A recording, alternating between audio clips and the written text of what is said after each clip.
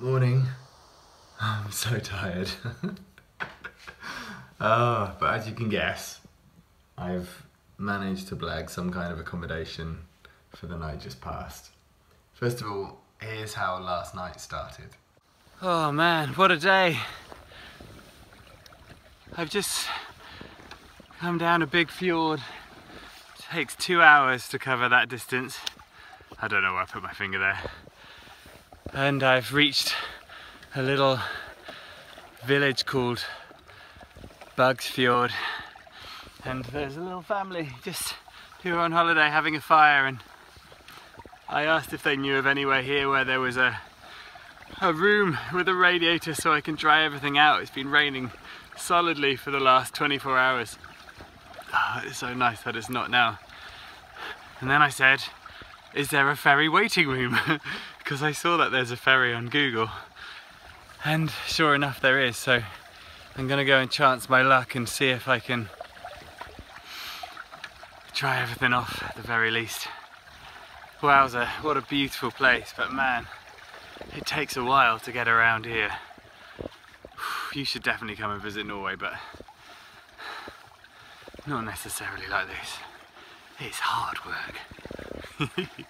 So it's been another couple of really challenging days with lots of open water and adverse wind and waves. Since leaving Hammerfest, I've covered lots of miles and I've been out for a long time. And yesterday was just, and the night before, just rained and rained and rained, so all of my gear was soggy. So I was really desperate to get inside rather than just have another wet camp. So I was delighted to hear that there was a ferry waiting room. I beat the ferry in just in time. It zoomed down the fjord, making me sick. I'm so slow. And then I'm always looking for a little pontoon rather than a beach or a boulder strewn dash to come into, because the tides go up and down. If I'm on a pontoon, it's no extra energy, and I just didn't have any extra. So I was delighted to find a little pontoon, and then there was a white van as I came in, and the driver was taking photos of me, and that was parked right next to the waiting room. So I went up and said hi to the two guys in there, Robin and his dad Ruar. And Ruar said, I run the store, I'm the mailman. In fact, we're waiting for the mail off the next ferry right now. And then I explained what I was doing, and he said, put all your stuff in the back. You're coming to mine for dinner. So I've just met Robin and Raur. That's how he pronounced it. Sounds like a lion. I'm glad that they're reversing out of the boat. He's the local mailman and shopkeeper and everything. My bags are in the back of that car. I thought he was about to get on the ferry. So, wild salmon dinner, a beer, oh my god, it went straight to my head. And then he let me just hang everything up in his store just to dry out.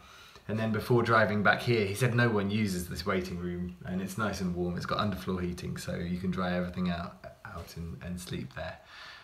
He walked around the store just grabbing loads of stuff, Snickers and bags of nuts and energy bars, and with each one he said, will this get you further? Such a nice guy, awesome. So I came back here and just crashed last night. I'm really, really tired. I've got a bit of an Achilles tendon issue. I think just from 10 hours a day for 2.5 weeks. And my body is just pretty weary. After Ruwa said that this waiting room wasn't really used by anyone, I was a little startled, as was the poor lady at 5 to 7 when she poked her head in and saw this place just covered in stuff drying and me on the floor. Oh, she said. It turns out she knew the family who I met last night as I came in, who were having a little fire and directed me here in the first place, and they all turned up and then walked onto the ferry, and whew, off the ferry went. And that's exactly what I'm going to be doing shortly, after a coffee and a tin of pineapples. Rock and roll.